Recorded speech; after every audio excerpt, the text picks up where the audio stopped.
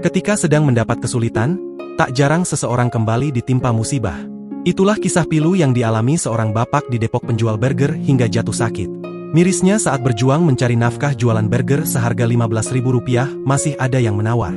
Video kisah bapak jualan burger di Depok hingga jatuh sakit ini viral dibagikan akun Instagram Sayap Hati, dikutip tribunjabar.id, Jumat, 27 September 2024. Dalam video tersebut memperlihatkan seorang bapak jualan burger. Tak sendiri, ia tampak membawa anak perempuannya yang setia berdiri di samping sang ayah. Sementara bapak tersebut sibuk menawarkan dagangannya ke pengunjung. Gelisah dan letihnya tampak jelas tergambar di wajahnya, karena tak ada pengunjung yang mau membeli dagangannya. Dalam keterangan narasi video tersebut, diceritakan bapak penjual burger itu bernama Pak Iman, 52. Pria parubaya itu berjualan burger sehari-hari di stasiun Depok Baru. Ia menawarkan satu persatu jualannya. Biasanya Pak Iman jualan setelah asyar hingga malam hari dengan penghasilan tidak menentu. Setiap harinya ia berjalan kaki menuju stasiun Depok Baru. Saat belanja di pasar ia menggunakan ojol. Terkadang ketika jualan masih ada yang menawar burgernya.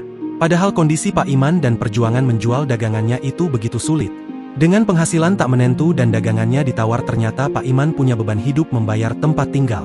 Ia tinggal di kontrakan dengan harga Rp800.000 per bulannya. Belum lagi ia juga harus membayar kebutuhan lainnya, termasuk listrik dan iuran sampah.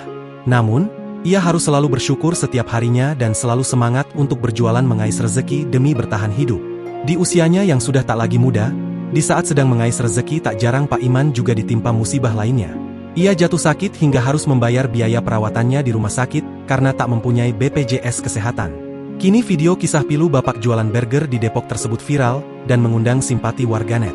Pengunggah juga membuka donasi untuk membantu meringankan biaya berobat bapak penjual burger tersebut. Download Tribun X sekarang, menghadirkan lokal menjadi Indonesia.